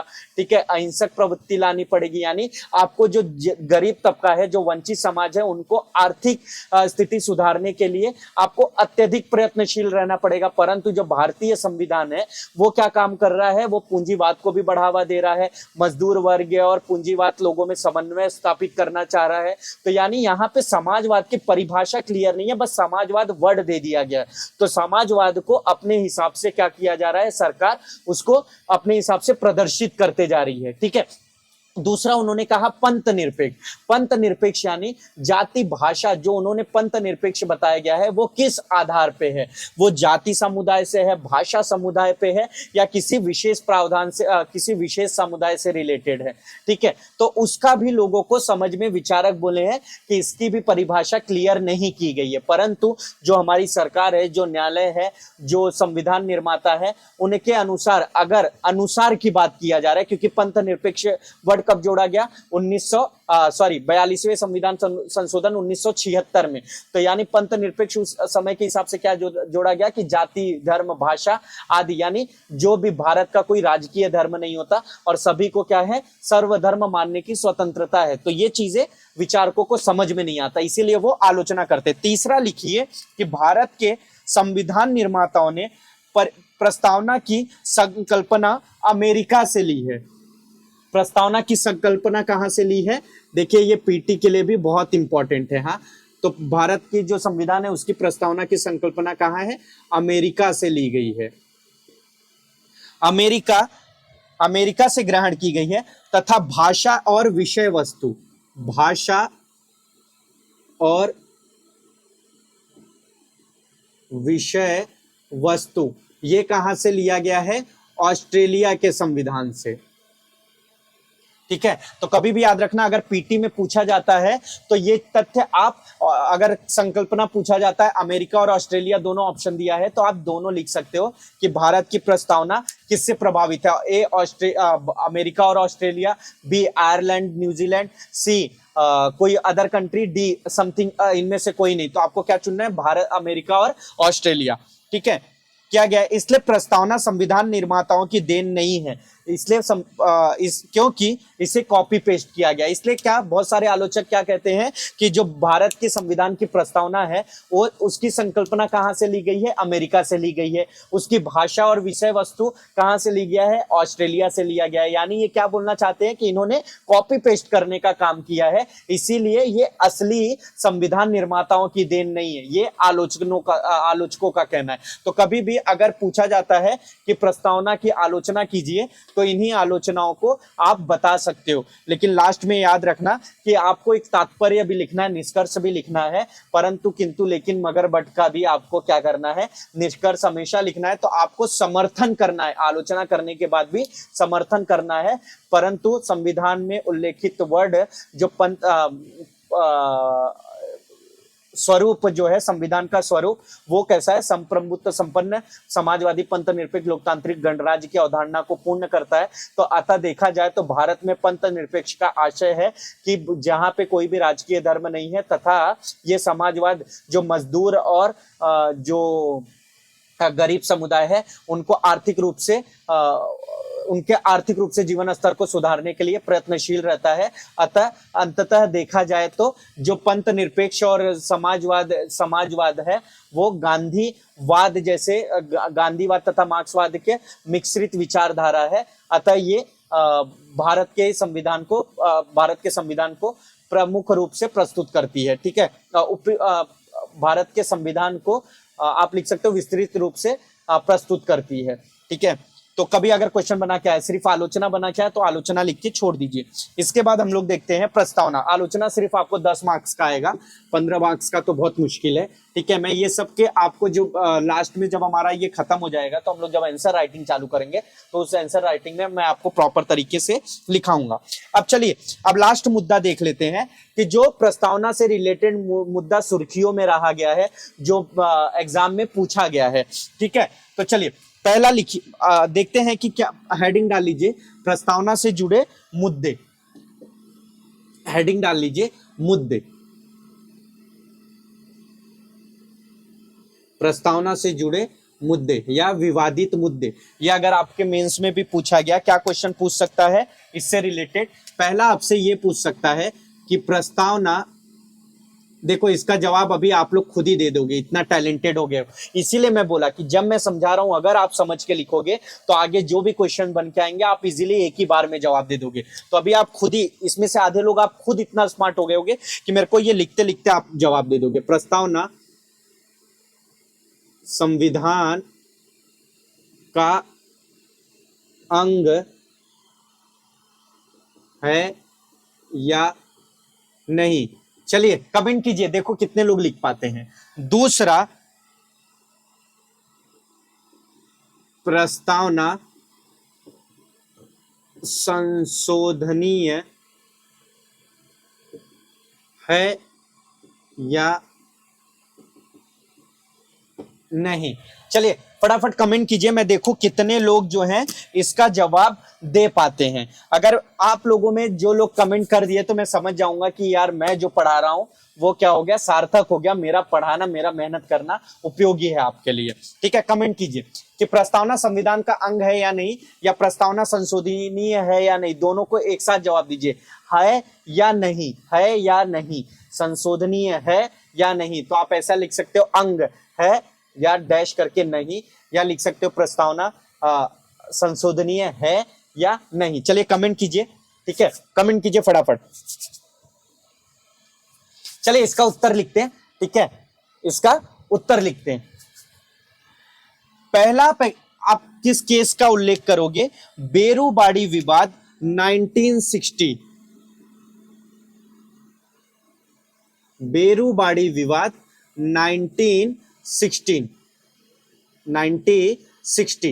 ठीक है, बेरूवाड़ी केस में 1960 में सर्वोच्च न्यायालय ने क्या कहा था, नकारते हुए कहा था कि जो प्रस्तावना है वो संविधान का अंग नहीं है, और अगर वो अंग नहीं है तो इसीलिए संशोधनीय नहीं है। ये सिर्फ क्या है कि जो प्रस्तावना, जो संविधान में प्रावधान दिए गए हैं उनको समझने के लिए, उनका अर्थ समझने के लिए आप इसका उपयोग कर सकते हो। ये प्रस्तावना जो है संविधान की कुंजी है, परंतु ये क्या नहीं है, उसका अंग नहीं है। ये किसमें कहा गया? बेरूबाड़ी केस 1960 में। ठीक है, फिर दूसरा केस इसी के बाद केशवानंद भारती, केशवानंद भारती बनाम भारत संघ। ठीक है, केशवानंद भारती केस 1973। ठीक है, 1973 में केशवानंद भारती केस 1973 में उस सर्वोच्च न्यायालय ने अपना पुराना जो डिसीजन था, पुराना डिसीजन क्या था, नहीं है को वापस सही सुधारते हुए मूल ढांचे का सिद्धांत प्रस्तुत किया। और उसमें क्या कहा संविधान ने कि सर्वोच्च न्यायालय ने कि जो प्रस्तावना है वो संविधान का अंग है, संविधान का अंग होने के नाते प्रस्तावना को संशोधित किया जा सकता है, परंतु किंतु लेकिन मगर बट यहाँ पे भी सर्वोच्च न्यायालय ने एक पर लगा दिया। वो भी संविधान सर्वोच्च न्यायालय ने क्या बोला कि अगर प्रस्तावना में संविधान के किसी भी मूल ढांचे का उल्लेख है तो मूल ढांचे को किसी भी प्रकार से संशोधित नहीं किया जा सकता। तो कभी भी अगर आपको एग्जाम में पूछा जाता है तो आप प्रीटी के लिए ये तथ्य याद रखोगे कि किस केस में कहा गया था कि संविधान जो है संशोधनीय नहीं है या संशोधनीय है, और संविधान प्रस्तावना जो है संविधान का अंग है और प्रस्तावना जो है संशोधनीय है। ये किसमें कहा गया था, केशवानंद भारती बनाम भारत संघ 1973 केस में। ठीक है, समझ में आ गया इतना। इसमें कौन से सिद्धांत को प्रस्तुत किया था, मूल ढांचे का सिद्धांत। नेक्स्ट लिखिए Minerva mills case. Minerva mills case, Minerva mills case 1980, इसी में लिखिए Minerva mills case 1980, SR Bommai case 1994, ठीक है, LIC ऑफ इंडिया केस 1995, ठीक है। इन सब में केशवानंद भारती केस का अनुसरण करते हुए सर्वोच्च न्यायालय ने क्या कहा, इन्हीं को यानी प्रस्तावना संशोधनीय केशवानंद भारत केस में मिनर्वा का अनुसरण करते हुए मिनर्वा मिल्स केस जो 1980 में आया था, ठीक है, SR बोमई केस जो 1994 में आया था, LIC ऑफ इंडिया केस जो 1995 में आया था, इन सब में सर्वोच्च न्यायालय ने क्या कहा, केशवानंद भारती में जो केस तथ्य कहा गया है कि प्रस्तावना संविधान का अंग है, क्या है, इसको ही उन्होंने भी सही माना और सही ठहराया। ठीक है, तो अगर आपसे पूछा जाता है कि वर्तमान में प्रस्तावना की स्थिति क्या है, तो वर्तमान से पहले मैं एक काम करता हूं, आपको ये थोड़ा लिखा देता हूं ताकि आपका क्या रहे, थोड़ा ये क्लियर रहे। अगर आपसे एग्जाम में पूछा जाता है प्रस्तावना संविधान का अंग है या नहीं, प्रस्तावना संशोधनीय है या नहीं, तो उसको कैसे लिखोगे, चलिए आगे लिखिए। पहला लिखिए, बेरूबाड़ी विवाद 1960 में सर्वोच्च न्यायालय ने इसे नकारते हुए यह कहा कि प्रस्तावना न संविधान का अंग है और न ही इसे संशोधित किया जा सकता है। ठीक है, परंतु दूसरा केस में लिखो, केशवानंद भारती केस 1973 में सर्वोच्च न्यायालय ने मूल ढांचे के सिद्धांत को प्रतिपादित करते हुए पुराने निर्णय को सुधारा और कहा कि प्रस्तावना संविधान का ही अंग है और इसीलिए इसे संशोधित किया जा सकता है, परंतु मूल ढांचे को संशोधित नहीं किया जा सकता। इसी केस का अनुसरण करते हुए Minerva mills case 1980, SR Bommai case 1994 और LIC ऑफ इंडिया केस 1995 में भी प्रस्तावना को संविधान का अंग माना गया। समझ में आया? ठीक है, समझ में आया तो नेक्स्ट हेडिंग डालिए, नेक्स्ट हेडिंग डालिए वर्तमान में प्रस्तावना की स्थिति। ठीक है, वर्तमान में प्रस्तावना की स्थिति देखते हैं क्या है। ठीक है, अगर आपसे एग्जाम में पूछा जाता है कि वर्तमान में प्रस्तावना की स्थिति का वर्णन कीजिए, तो आपको क्या लिखना चाहिए, चलिए देखते हैं। प्रस्तावना की स्थिति, ठीक है, वर्तमान में प्रस्तावना की स्थिति। थोड़ा एकदम अच्छे से लिख देता हूं क्योंकि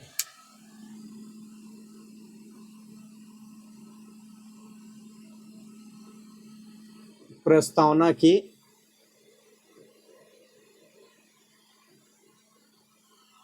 की स्थिति। तो पहला क्या बोला गया, चलिए आप लोग जवाब दीजिए। पहला क्या बोला गया, प्रस्तावना संविधान का अंग है, आप इसका उल्लेख करोगे। ठीक है, प्रस्तावना संविधान का अंग है।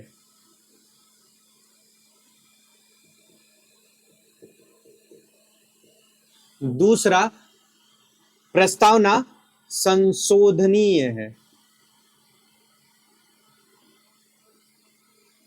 प्रस्तावना क्या है? संशोधनीय है। तीसरा, अगर प्रस्तावना में कोई मूल ढांचा पाया जाता है तो उसे संशोधित नहीं किया जा सकता। मूल ढांचे को संशोधित नहीं किया जा सकता।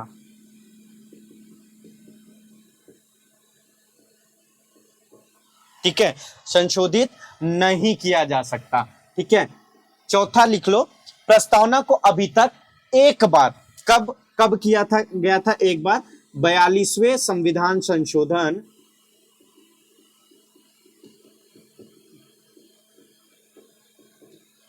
42वें संविधान संशोधन 1976 के तहत प्रस्तावना को अभी तक एक बार संशोधित किया जा चुका है, जिसमें कोई चीज हटाया नहीं गया, किंतु किंतु किंतु समाजवादी, पंथ निरपेक्ष और ये और कौन सा है? तीसरा वर्ड, और तथा, ठीक है, अखंडता, इन 4 शब्दों को जोड़ा गया है। तो याद रखो, कभी भी अगर आपसे पूछता है तो लोग इसी को लेके बहुत कंफ्यूज है, बहुत सारे टीचर्स भी कंफ्यूज है, क्योंकि मैंने देखा है बहुत लोगों के वीडियो जो पढ़ाते 3 ही शब्द, लेकिन अगर आप सही में आईएएस का एग्जाम दे रहे हो, अगर तर्क संगत आप सोचोगे तो 4 शब्द जोड़ा गया है। समाजवादी, पंथ निरपेक्ष और एकता को जोड़ने के लिए एकता और अखंडता के बीच में और लगाया गया है। ठीक है, ये 3 वर्ड और अखंडता, ये 4 शब्द जोड़े गए हैं। ठीक है, तो आप ये 4 ही प्रस्तावना की स्थिति बताएंगे, बाकी कुछ भी नहीं। तो आपको ये सब चीजें समझ में आ गया है? मैंने जो भी पढ़ाया तो कमेंट कीजिए यस आपको समझ में आ रहा है। ठीक है, ताकि मैं जो है आपको जो चीजें मैं पढ़ा रहा हूं वो चीजें अगर आपको नहीं समझ में आ रही है तो मैं जो अगला लेक्चर लेता हूं उसमें और भी क्लियर कर सकूं। लेकिन अगर आप लोग कमेंट नहीं करोगे तो मैं बाकी सब चीजों को क्लियर नहीं कर पाऊंगा। तो ठीक है, तो मैं आज आपको जो बताया हूं आप इसको रिवीजन करते चलो और अगले लेक्चर में मैं कोशिश करूंगा कि अभी तक मैंने जो पढ़ाया उससे रिलेटेड मेंस में जो जो क्वेश्चन बनकर आ सकते हैं, ठीक है, जो जो क्वेश्चन बनकर आ सकते हैं मैं उन क्वेश्चनों को यहाँ पे सॉल्व कराऊं, उनकी आंसर राइटिंग थोड़ी सी करा दूं अपने शब्दों में। ठीक है, बहुत सारे बाकी टीचर्स के आप क्वेश्चन देख लेना, आंसर राइटिंग की प्रैक्टिस कर लेना। मैं चाहता हूं थोड़ा आपका करा दूं ताकि जिससे आपका एग्जाम अच्छा जाए और आप क्या कर सको, पीटी और मेंस दोनों तरह से क्लियर हो जाओ, एक आईएएस अधिकारी बन जाओ। और कहीं पे जाने के बाद इतना बोलो कि मैंने एक भाई का वीडियो देखा था पीयूष करके, उन्होंने थोड़ा सा बताया था, वो चीजें मेंस और पीटी में आई, मैं सिलेक्ट हो गया। ठीक है, नहीं ऐसा कुछ भी नहीं चाहिए, मैं मजाक कर रहा हूं। मैं चाहता हूं कि आप लोग सफल हो जाओ, आप क्या है आईएएस अधिकारी बन जाओ, देश की सेवा करो, ये जो संविधान का जो उद्देश्य है उसको पूरा करो, हमारे देश को और भी आगे लेकर जाओ, यही उम्मीद है। तो आप पढ़ते रहिए, हंसते खेलते रहिए, अभ्यास करते रहिए, आंसर राइटिंग करते रहिए और मिलते हैं अगले लेक्चर में। तब तक के लिए मैं बोलूंगा रिवीजन करके आओ। अगले लेक्चर में मैं जो है आपका जो मेन आंसर राइटिंग है मैं उसके कुछ क्वेश्चन को सॉल्व कराऊंगा। ठीक है, चलिए बाय।